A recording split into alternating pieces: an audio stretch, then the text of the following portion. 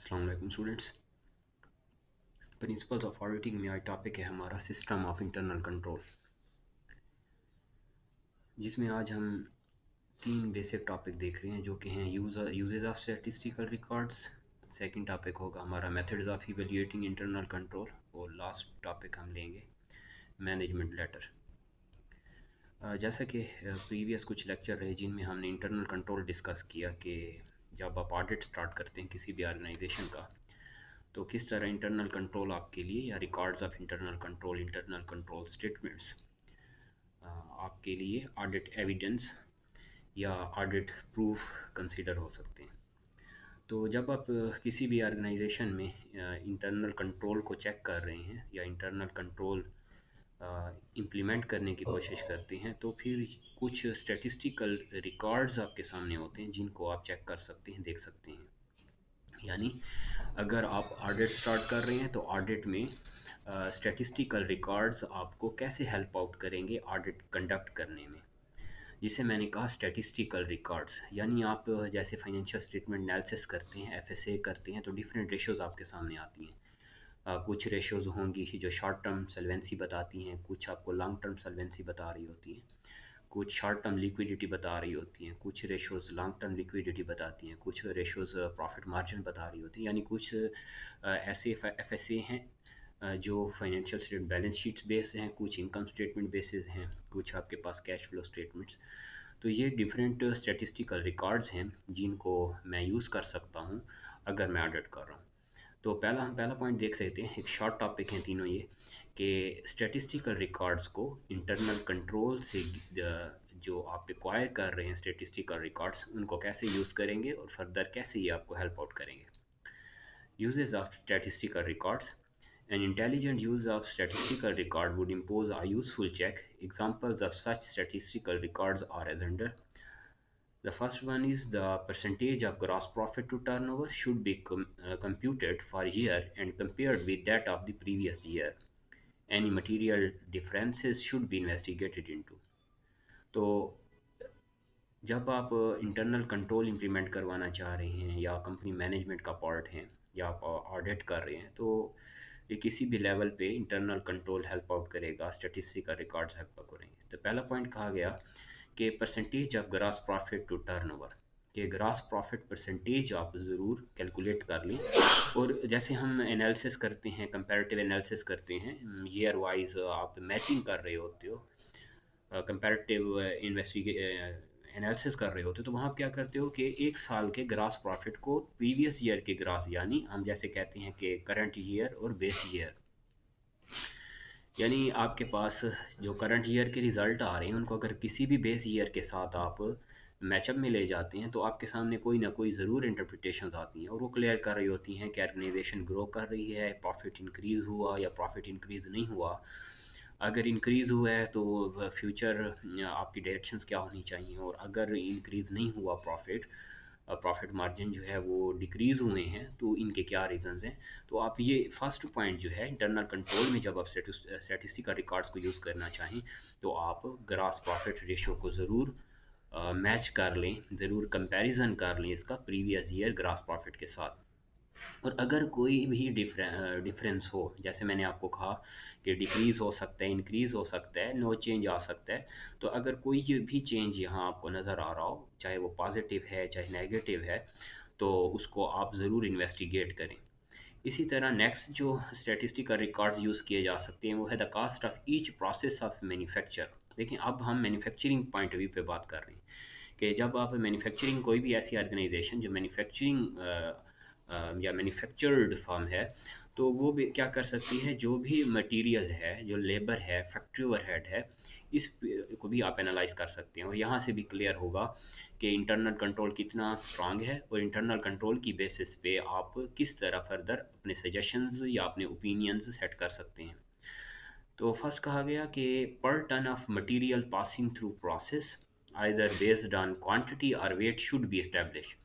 अब यहाँ पहले तो आप मटेरियल को देख लें कि मटेरियल देखें, ये जब आप कहीं भी मैन्युफैक्चरिंग हो रही होती है तो मटेरियल सुपरवाइज़र उसका काम है कि वो मटेरियल को ज़रूर उसकी क्वांटिटी, उसकी क्वालिटी, उसका वेट या जितना भी पुट इनटू प्रोसेस मटेरियल है उसको ज़रूर एग्जामिन करे, उसका प्रॉपर रिकॉर्ड होना चाहिए। तो ये जब मटेरियल का डिस्पैच हो रहा होता है और इसका रिकॉर्ड अवेलेबल हो, इसको रिकॉर्ड किया जा रहा हो, तो ये भी एक इंटरनल कंट्रोल है। और यहाँ से मटेरियल कंट्रोल हो रहा होता है। मटेरियल के बाद लेबर कंट्रोल है, जहाँ वेज शीट बनाते हैं, जहाँ आप जॉब डिस्क्रिप्शंस हैं डिफरेंट हमारे सामने वेज शीट है। तो प्रोसेस शीट है वो भी क्लियर करती है कि डायरेक्ट लेबर कास्ट कितनी जा रही है पर आर आप लेबर कास्ट मींस के इम्प्लीमेंट कर रहे हैं एक्वायर्ड है, या लेबर कास्ट जो है वो पर यूनिट है। तो ये आप देख सकते हैं कि cost, the cost of each process of manufacturing का सिर्फ हमने मटेरियल लिखा, इसके अलावा मैंने आपको जैसे कहा मटेरियल है, लेबर है, फैक्ट्री ओवरहेड है या अदर कास्ट हैं, कोई भी कास्ट उसको आप ज़रूर एग्जामिन करें, उसका प्रॉपर रिकॉर्ड होना चाहिए और उसका रिकॉर्ड मेंटेन करें। और अगर बुक कीपिंग की जा रही हो, क्वालिटी है, क्वांटिटी है, BOQ पे अगर जैसे बेस्ड ऑन क्वांटिटी मैंने कहा BOQ, तो BOQ के फार्मूलाज आपके सामने अवेलेबल हैं, उनके उसकी रेशियोज, उसके रेट अवेलेबल हैं, तो इनकी बेसिस पे ज़रूर क्वांटिफाई करें। थर्ड पॉइंट है the cubic feet of gas made sold and accounted for in the case of gas undertakings etc should be calculated। ये गैस भी हो सकता है, ये पावर भी हो सकता है, इलेक्ट्रिसिटी भी हो सकता है। और अगर फैक्ट्री ओवरहेड की बात अब आ रही है कि फैक्ट्री ओवरहेड में जो भी इनके रेट्स हैं कि कंजम्पशन कितनी हो रही है, कितनी क्यूबिक फीट गैस दी जा रही है, कितनी यूटिलाइजेशन है, तो ये भी आप ज़रूर देखें। और इसकी बेसिस पे भी डेप्रिसिएशन एनालाइज की जा सकती है, इन्वेस्टिगेट की जा सकती है।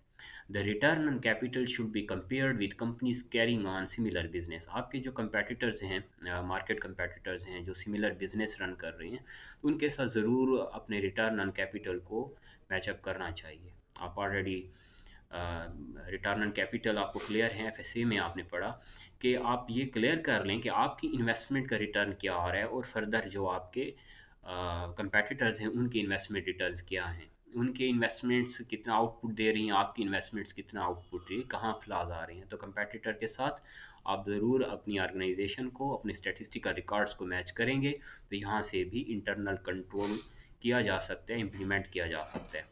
लास्ट जो स्टैटिस्टिकल रिकॉर्ड्स यूज़ किया जा सकता है वो है net profit percentage of turnover. जो फर्स्ट जैसे स्टार्ट किया हमने टॉपिक, तो मैंने यही आपको कहा कि आप नेट प्रॉफिट, जैसे हमारे पास फार्मूला बनता है कि net income divide by net cell, FSA में हमने देखा कि अब इनकम स्टेटमेंट की बेसिस पर जब रेशोज़ फाइंड कर रहे होते हैं, इनकम स्टेटमेंट की बेसिस पर आप जब कंपैरेटिव एनालिसिस में जा रहे होते हैं, तो वहाँ आप net profit margin first stage पे पॉइंट आउट करते हैं।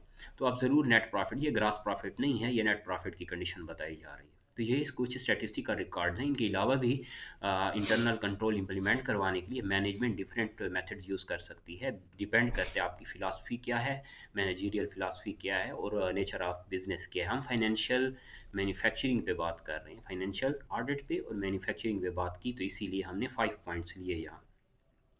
हमने इस टॉपिक में कुछ डिस्कस किया कि जब आप किसी भी ऑर्गेनाइजेशन में ऑडिट कर रहे हैं तो आपको internal control records help out करेंगे। ये आपके लिए ऑडिट एविडेंस है कि जब भी ये कंपनी आपको कमेंसमेंट ऑफ न्यू ऑडिट में आप हैं तो ऑर्गेनाइजेशन या क्लाइंट आपको कुछ रिकॉर्ड प्रोवाइड करेगी। अब रिकॉर्ड क्या होंगे, ये FSA हो सकता है, ये रिकॉर्ड्स कॉस्ट अकाउंटिंग के हो सकते हैं, ये रिकॉर्ड कॉस्ट डिपार्टमेंट के हो सकते हैं। इन रिकॉर्ड की बेसिस पे आप मींस फाइनेंशियल रिकॉर्ड्स की बेसिस पर आप अपना ओपिनियन सेट कर सकते हैं, कोई क्यूरीज हों आप सेट कर सकते हैं, आपकी कोई सजेशंस हों, स्ट्रेंथ वीकनेसेस हों कोई, तो आप ज़रूर सजेस्ट कर सकते हैं। और ये था first topic, uses of statistical records. हम देख रहे हैं सिस्टम ऑफ इंटरनल कंट्रोल। अब नेक्स्ट टॉपिक है हमारा methods of evaluating internal control, कि आप इंटरनल कंट्रोल को किस तरह इवेल्युएट कर सकते हैं। हमने यही पढ़ा था कि जब भी आप किसी ऑर्गेनाइजेशन का विजिट करते हैं तो आपको एक कंट्रोल सिस्टम नज़र आता है। पहले मैंने आपको कहा कि हर ऑर्गेनाइजेशन में अगर मुझे अटेंडेंस सिस्टम नज़र आएगा, वेज शीट नज़र आएगी, मैं कहूँगा ये इंटरनल कंट्रोल है। अगर यहाँ वर्कर्स ड्यूटीज़ परफॉर्म कर रहे हैं, उनको ड्यूटीज़ असाइन की जा रही हैं, ये भी इंटरनल कंट्रोल है। अगर वहाँ फाइनेंशियल रिकॉर्ड्स की वैल्यूएशन हो रही है, ये भी इंटरनल कंट्रोल है। तो अब हम देखते हैं कि आपके पास कौन से बेसिक मेथड्स हैं जिनकी बेसिस पर आप इंटरनल कंट्रोल को इवेल्युएट कर सकते हैं।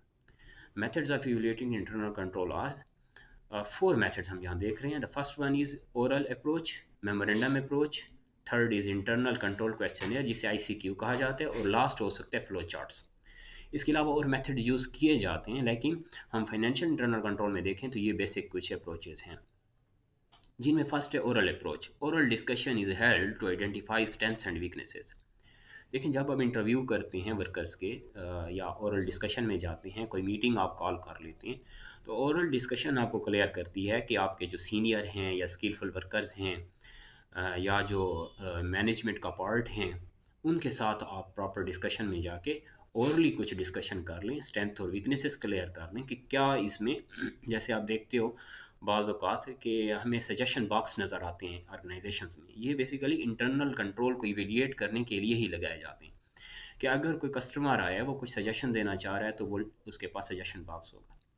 आप कहीं फॉर एग्जांपल रेस्टोरेंट का या कहीं विज़िट करते हैं, तो आपसे वहाँ भी कुछ सजेशंस ले लिए जाते हैं. ये इंटरनल कंट्रोल को इवेल्युएट करने का ही एक मेथड है कि कस्टमर चेकआउट कर रहा है, तो वो अपनी सजेशंस दे देता है कि क्या वीकनेसेस मैंने देखी और क्या इंप्रूवमेंट्स होनी चाहिए आपके सिस्टम में. तो इसी तरह एक से आपके पास मेथड है ओरल अप्रोच का, कि आप मैनेजमेंट जब डेली बेसिस पे, वीकली बेसिस पे या मंथली बेसिस पे जब भी मीटिंग हो, तो मीटिंग में और ओरल डिस्कशंस में ही कुछ चीज़ें ले ली जाएं, तो ये क्लियर कर देती हैं. तो अगर आप ऑडिटर हैं, तो आप ओरल डिस्कशंस भी कर सकते हैं, मीटिंग कॉल कर सकते हैं टॉप मैनेजमेंट के साथ, मिडल मैनेजमेंट के साथ, या जो आप समझते हैं कि जहाँ तक आपको एक्सेस है, ऑडिट एक्सेस, तो उसको भी यूज़ करते हुए आप ओरल अप्रोच ही यूज़ कर सकते हैं और इंटरनल कंट्रोल को इवेल्युएट कर सकते हैं. इसी तरह नेक्स्ट जो पॉइंट है वो है कि मेमोरेंडम अप्रोच. मेमोरेंडम अप्रोच क्या होगी कि full notes are taken during discussions governing evaluation of internal controls, analysis of weaknesses is undertaken and suggestions are offered through management letter for improvement. यहाँ क्या होगा कि आप फिर मिनट्स में जाएंगे, आप रिकॉर्डिंग करेंगे कि जो भी ओरल डिस्कशन हो रही है, और जो पार्टिसिपेंट्स हैं, मीटिंग पार्टिसिपेंट्स या वर्कर्स हैं ऑर्गेनाइजेशन में या एम्प्लॉयज़ जो भी, वो अगर कोई भी सजेशन दे रहे हैं, वीकनेसेस पे बात कर रहे हैं, ऑर्गेनाइजेशनल अपॉर्चुनिटीज़ पे बात कर रहे हैं, तो जो सजेशंस हों उनको नोट कर लिया जाए. और अगर नोट किया जाए और फर्दर यही क्यूरीज मैनेजमेंट को फॉरवर्ड की जाए. यानी आपने इंटरनल कंट्रोल पहले ओरल अप्रोच यूज़ की, ओरल अप्रोच में आपके पास इंफॉर्मेशन आ रही है, उस इंफॉर्मेशन को आप साथ साथ नोट भी कर रहे हैं. अब मेमोरेंडम अप्रोच आपने यूज़ कर ली. मेमोरेंडम अप्रोच के बाद यहाँ आपको क्लियर हुआ कि मैन्युफैक्चरिंग में लॉसेस हैं, मैन्युफैक्चरिंग में फ्रॉड हो रहा है, करप्शन हो रही है, वहाँ मटेरियल की करप्शन हो रही है, वो क्वालिटी नहीं दी जा रही होती, या वर्कर कहता है कि हम मींस के जितना हम काम कर रहे हैं, जो आउटपुट दे रहे हैं, उतनी हमें वेजेस नहीं दी जाती, वेजेस रेट कुछ और हैं, रिकॉर्डेड कुछ और हैं, और पेमेंट कुछ और हो जाती है, डमी वर्कर्स ज़्यादा हैं, डमी वेजर्स ज़्यादा हैं. तो ये फ्रॉड है. और अगर ये इन्फॉर्मेशन आपको मिल रही है और आप समझते हैं कि ये आपके पास प्रूफ भी हैं इसके, तो फिर आप मैनेजमेंट को क्यूरी भेज सकते हैं, मैनेजमेंट लेटर इशू कर सकते हैं. इसी तरह थर्ड मेथड हो सकता है मेरे पास इंटरनल कंट्रोल क्वेश्चन आयर. देखिए, क्वेश्चन आयर जो है वेल स्ट्रक्चर्ड होगा, प्री डिज़ाइंड होगा. तो क्वेश्चन आयर में आप पहले आपने ओरल अप्रोच यूज़ की, मेमोरेंडम अप्रोच यूज़ की, इसकी बेसिस पे आप एक क्वेश्चन एयर सेट कर लेंगे, क्वेश्चन एयर फिर फ्लोट कर दिया जाएगा. यहाँ डिफरेंट स्केल हो सकते हैं, 5 लिकर्ट स्केल हो सकते हैं, यस और नो हो सकते हैं, आप क्लोज एंडेड, ओपन एंडेड भी जा सकते हैं, कमेंट्स भी ले सकते हैं इंटरनल कंट्रोल क्वेश्चन आयर में. An ICQ consists of questions in respect of each element of the business. Answers are obtained as yes or no और नॉट एप्लीकेबल, या जैसे हम कह देते हैं न्यूट्रल. इसी तरह remarks column is use for raising questions and are identifying weaknesses of the existing internal controls with a view to removing these. Some firms use improved and expanded version of ICQ. This is also known as descriptive system questionnaire, DSQ जिसे कहा जाता है. मैंने आपको कहा कि ये ICQ clear कर देता है. इसमें कुछ क्वेश्चंस आप सेट कर लेंगे, वही क्वेश्चंस फ्लो कर दिए जाएंगे. वो आप किसी खास टीम को भी दे सकते हैं, वो सीनियर्स में भी कर सकते हैं, वो मैनेजमेंट को भी भेजा जा सकता है. तो क्वेश्चनियर से इन्फॉर्मेशन आती है और उसकी बेसिस पे भी फिर क्लियर हो जाता है कि इस ऑर्गेनाइजेशन का इंटरनल कंट्रोल सिस्टम स्ट्रांग है या वीक है, या उसमें आपके वर्कर्स, आपकी मैनेजमेंट, ऑर्गेनाइजेशनल मैनेजमेंट क्या सजेशंस आपको दे रही हैं. तो ये हो गया क्वेश्चनियर का यूजेज। हमने 4 यहाँ मेथड देखने थे, जिनमें फर्स्ट हमने कहा कि oral approach, second memorandum. Oral approach को जब आप ब्लैक एंड वाइट में लें ये मेमोरेंडम हो जाएगा। इंटरनल कंट्रोल क्वेश्चनायर इसके बाद थर्ड है, जो आप में से मैंने आपको कहा स्ट्रक्चराइज्ड क्वेश्चनायर्स आपके पास होते हैं, वेल स्ट्रक्चर्ड होते हैं, जो पहले से ही आप प्री डिज़ाइंड हैं, डिज़ाइन करके आप फ्लो कर देते हैं। यहाँ काफ़ी चीज़ें मिस भी हो सकती हैं कि जो चीज़ें आपने ऑन द स्पॉट देखी, ऑब्ज़र्व की, तो हो सकता है वो आप पार्ट ना बना सकें। लेकिन जब आप ओरल या मेमोरेंडम में प्रो यूज़ करते हैं तो वहाँ आप अपनी ऑब्जर्वेशंस को भी पार्ट बना सकते हैं, फिर क्वेश्चंस रेज कर सकते हैं। इसी तरह लास्ट है flow chart. Flow charts of each business activity are reviewed and internal controls are evaluated. अब क्या होगा कि हर ऑर्गेनाइजेशन के हम देखते हैं फ्लो चार्ट्स होते हैं, फ्लो चार्ट्स क्लियर करते हैं। मैं अगर मैन्युफैक्चरिंग की बात करूं, आपके सामने पैरेलल फ्लो चार्ट होता है। आप कॉस्ट अकाउंटिंग को अगर पढ़ें तो आपको पैरेलल फ्लो चार्ट नज़र आते हैं, आपको हॉरिजॉन्टल फ्लो चार्ट नज़र आते हैं। Parallel flow chart parallel method पे चलते हैं। हॉरिजॉन्टल फ्लो चार्ट आप देखते हो कि हॉरिजॉन्टली चल रहा है, पैरेलल में डिफरेंट एक्टिविटीज़ जो हैं वो पैरेलल चलेंगी। First department second, second first department third, third department fifth, इस तरह की एक्टिविटी है। तो अब 1 और 2 के पैरेलल क्या आ रहा है यहाँ, फॉर एग्जांपल सेकंड और 6 आ जाएगा डिपार्टमेंट। तो ये पैरेलल एक्टिविटी है जिसे हम क्या कह रहे हैं, फ्लो चार्ट कह रहे हैं। फ्लो चार्ट मींस के मेथड ऑफ और चार्ट ऑफ मैन्युफैक्चरिंग प्रोसेस, कि मैन्युफैक्चरिंग प्रोसेस का क्या फ्लो होगा। पहले मटेरियल फ्लो आउट करेंगे, मटेरियल के बाद सेकंड एक्टिविटी क्या होगी, थर्ड एक्टिविटी क्या होगी, लेबर में आप चले गए, लेबर के बाद फैक्ट्री ओवरहेड की कौन कौन सी एक्टिविटी होंगी। अब मटेरियल और फैक्ट्री ओवरहेड की कौन कौन सी एक्टिविटीज़ लिंक हो रही हैं। लेबर और फैक्ट्री ओवरहेड की जिसे हम कन्वर्जन कास्ट कहते हैं, कन्वर्जन क्या कहाँ आ रही है, जैसे प्राइम कास्ट होती है मटेरियल प्लस लेबर, तो मटेरियल लेबर का फ्लो हुआ। अब प्राइम के बाद जब कन्वर्जन आते हैं तो डायरेक्ट लेबर और फैक्ट्री ओवरहेड चल रहा है। तो ये चार्ट है एक फ्लो चार्ट। तो आप किसी भी बिजनेस का फ्लो चार्ट, उसका मैप, उसका स्ट्रक्चर देखें कि इनका मैन्युफैक्चरिंग स्ट्रक्चर क्या है, इनका ऑपरेशनल स्ट्रक्चर क्या है, और उस स्ट्रक्चर को फॉलो किया भी जा रहा है या नहीं किया जा रहा। तो यहाँ से भी आप किसी भी ऑर्गेनाइजेशन का इंटरनल कंट्रोल सिस्टम इवेल्युएट कर सकते हैं। ये हमारे पास सेकंड शॉर्ट टॉपिक था, जो था methods of evaluating internal control. अब लास्ट टॉपिक ले लें। जब आपने ये तमाम कंट्रोल सिस्टम इवेल्युएट कर लिए, एनालाइज कर लिए, तो अब आप देख लें कि आप कुछ क्यूरीज सेट करेंगे। क्यूरीज मीन्स कुछ क्वेश्चन सेट कर लेंगे।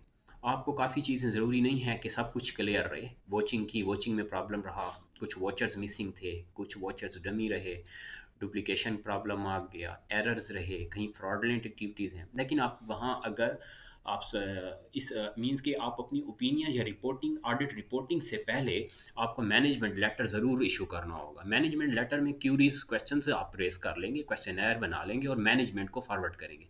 कंपनी मैनेजमेंट आपको जो स्टिपुलेटेड टाइम होगा उसमें रिस्पांस करेगी। अगर रिस्पांस सेटिस्फैक्ट्री है तो आप मींस के सेटिस्फाई, आपकी टीम सेटिस्फाई रहेगी, और अगर सेटिस्फैक्ट्री नहीं है तो आप फिर उसकी बेसिस पे अपना ओपिनियन देंगे। अब ओपिनियन क्वालिफाइड हो सकते हैं, अनक्वालिफाइड हो सकता है, डिस्क्लेमर हो सकता है, एडवर्स हो सकता है, ये आपके ऑडिट ओपिनियन हो सकते हैं। तो अब लास्ट टॉपिक मैं देख रहा हूँ जो है मैनेजमेंट लेटर। मैनेजमेंट लेटर है क्या, basically after evaluation of internal controls management letter is issued. This is at times called weakness letter. The objective of this letter are as under. ये weaknesses letter होगा to identify any weaknesses in internal control, to suggest adequate accounting control, to suggest improvements in existing internal control। इसकी 3 condition हो सकती हैं, basic हैं, कि आप कोई भी इंटरनल कंट्रोल सिस्टम में वीकनेसेस नज़र आई, जैसे मैंने आपको कहा कि आपके मैन्युफैक्चरिंग में आपने देखा कि वीकनेसेस हैं, मैन्युफैक्चरिंग फ्लो चार्ट्स की प्रॉब्लम्स हैं, मैन्युफैक्चरिंग मेथड्स ठीक नहीं हैं, आउटडेटेड मेथड्स यूज़ किए जा रहे हैं, टेक्नोलॉजिकल प्रॉब्लम्स हैं। तो आपको यहाँ वीकनेसेस नज़र आई हैं। आप इन वीकनेसेस को आइडेंटिफाई करें और एक मैनेजमेंट लेटर इशू करें। To suggest adequate accounting control. Second, आप अकाउंटिंग कंट्रोल पे भी जा सकते हैं कि आपकी बुक कीपिंग में कौन सा सिस्टम इंप्लीमेंटेड है। जैसे हम पढ़ते हैं लाइफो मेथड है, फाइफो है, एवरेज कास्टिंग है, तो आप देखेंगे ऑर्गेनाइजेशन कौन से मेथड यूज़ कर रही है, कौन सा यूज़ करना चाहिए था, नेचर ऑफ बिजनेस क्या है। जैसे पेरिशेबल प्रोडक्ट्स हैं आपके, तो वहाँ आप फिर देखेंगे कि क्या लाइफो यूज़ इन्हें करना चाहिए, फाइफो यूज़ करना चाहिए था, या first in first out use करना चाहिए था, या एवरेज मेथड यूज़ करना चाहिए। तो ये आप क्लियर कर सकते हैं और ये होगा अकाउंटिंग कंट्रोल।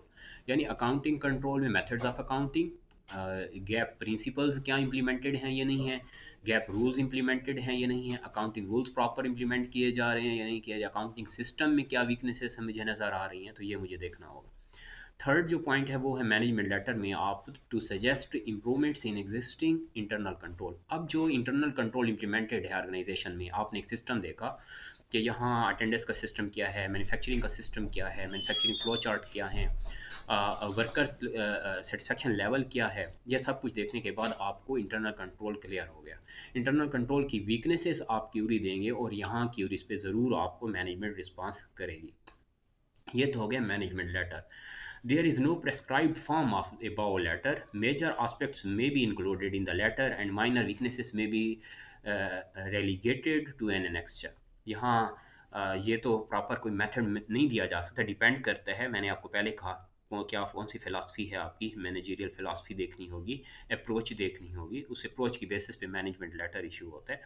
तो डिपेंड करता है कि साइज़ ऑफ बिज़नेस क्या है, उसकी बेसिस पे वीकनेसेस क्या रहीं। आप समझते हैं कि कुछ क्वेश्चंस ऐसे हैं जिनका ज़रूर रिस्पांस मिलना चाहिए, तो वो क्वेश्चंस आप पार्ट बना सकते हैं। और कुछ क्यूरीज ऐसी थी जिनको आपने ऑडिट नोटबुक का पार्ट तो बनाया था, लेकिन यहाँ ज़रूरी नहीं समझते कि अगर उससे रिलेटेड कोई रिवर्स क्वेश्चन आप बना लें। बाज़ औक़ात ऐसा होता है कि कुछ क्वेश्चंस आप प्रॉपर डायरेक्ट नहीं कर सकते, उनके लिए आप रिवर्सल यूज़ करते हैं ताकि क्वेश्चन ऐसा कर लिया जाए जिसमें आपको एक रिस्पांस में डिफरेंट चीज़ें क्लियर हो जाएं। तो ये ब्रीफ होगा, स्ट्रक्चराइज्ड होगा, वेल डिफाइंड होना चाहिए ताकि क्लियर रहे और आपको रिस्पांस भी रहे। तो ये हमारे पास internal control, system of internal control में टॉपिक था लास्ट, जो मैनेजमेंट लेटर हमने देखा। तो अब हम इंटरनल कंट्रोल को समझ चुके हैं कि इंटरनल कंट्रोल किसी भी ऑर्गेनाइजेशन की वीकनेसेस क्लियर करता है। इंटरनल कंट्रोल किसी भी ऑर्गेनाइजेशन को की जो फ़िलासफ़ी है वो मुझे क्लियर करता है, हायरार्की क्लियर करता है, इंटरनल चेक है, इंटरनल ऑडिट है, और ये ऑर्गेनाइजेशनल सिस्टम की मुझे स्ट्रेंथ बता रहा होता है, वीकनेसेस बता रहा होता है, जिसकी बेसिस पर ईज़िली आप ऑडिट कंडक्ट कर सकते हैं। ऑडिट में से एविडेंस लिया जा सकता है। जितना स्ट्रॉन्ग इंटरनल कंट्रोल होगा उतना बेस्ट ऑडिट किया जा सकता है, उतना फिजिबल ऑडिट किया जा सकता है, उतनी ऑडिट कॉस्ट कम होगी। तो आज का लेक्चर कुछ ब्रीफ था, ये शॉर्ट टॉपिक थे इस वीक में। जो नेक्स्ट हम स्टार्ट करेंगे वो हमारे पास वॉचिंग है, प्रॉपर वॉचिंग हम सीखेंगे, और टॉपिक होगा हमारा वॉचिंग ऑफ कैश बुक, जिसमें आपके पास कैश बुक आप पढ़ चुके हैं, single column cash book, double column cash book और triple column cash book. Single column cash book के आपके सामने स्ट्रक्चर या डिस्क्रिप्शंस क्या हैं ये आपने अब देखना होगा। दोबारा प्रीवियस जो फर्स्ट सेमेस्टर के आपके लेक्चर थे अकाउंटिंग के, उनको देख लें। स्ट्रक्चर जितना आपको क्लियर होगा उतना अच्छा ऑडिट कर पाएंगे। फिर आपने देखना होगा double column cash book. Double column cash book में डिस्काउंट का कॉलम आ जाता है। डिस्काउंट, डेबिट और क्रेडिट की क्या कंडीशन है, यहाँ कैश रिसीव होता है तो डेबिट किया जाता है, कैश पे होता है तो क्रेडिट किया जाएगा। थर्ड जो कॉलम है वो था थर्ड कॉलम कैश बुक, जिसमें हमने बैंक कॉलम भी इन्वॉल्व कर लिया था, और टोटल कॉलम। बैंक कॉलम ये है कि आपकी जो भी ट्रांजैक्शंस थ्रू बैंक अकाउंट हो रही होती हैं उनको आप कैश बुक का ज़रूर पार्ट बनाएंगे। उसके लिए अलहदा कॉलम रख लें। अब बैंक क्रेडिट कब करता है, बैंक डेबिट कब करता है। क्रेडिट तब कर रहा होता है जब आपका अकाउंट अपडेट हो रहा हो, अकाउंट बैलेंसेस इंक्रीज़ हो रहे हो तो आपका बैंक अकाउंट क्रेडिट होगा। क्रेडिट मीन्स कि आपकी इक्विटी इंक्रीज़ हो रही होती है। और जब आप देखेंगे कि बैंक अकाउंट डेबिट हो रहा है, इसका मतलब है कि बैंक अकाउंट से विड्रॉल हो रहा है, डिडक्शन हो रही है, कैश आप विड्रॉ कर रहे हैं, ड्राइंग कर रहे हैं, तो इसे आप क्या कहेंगे, ट्रिपल कॉलम कैश बुक कहेंगे। अब ये तीन बुक्स आप दोबारा लेक्चर देख लेंगे ताकि जब हम इनकी वॉचिंग पढ़ें तो हमारे लिए ईजी रहे। तो नेक्स्ट लेक्चर के लिए आपने यही सिर्फ काम करना है कि आप कैश बुक जो तीन टाइप्स हैं, सिंगल कॉलम, डबल कॉलम और ट्रिपल कॉलम, इसको आप ज़रूर दोबारा रिवाइज कर लें तो फर्दर लेक्चर हमारा इजी हो जाएगा। आज के क्वेश्चन में, सॉरी, आज के लेक्चर में कोई क्वेश्चन हो, कोई प्रॉब्लम तो ज़रूर बताना है, ताकि साथ साथ क्लियर करते जाएं। तो लेक्चर वाइंड अप कर लेते हैं। Thank you so much. अल्लाह हाफिज़।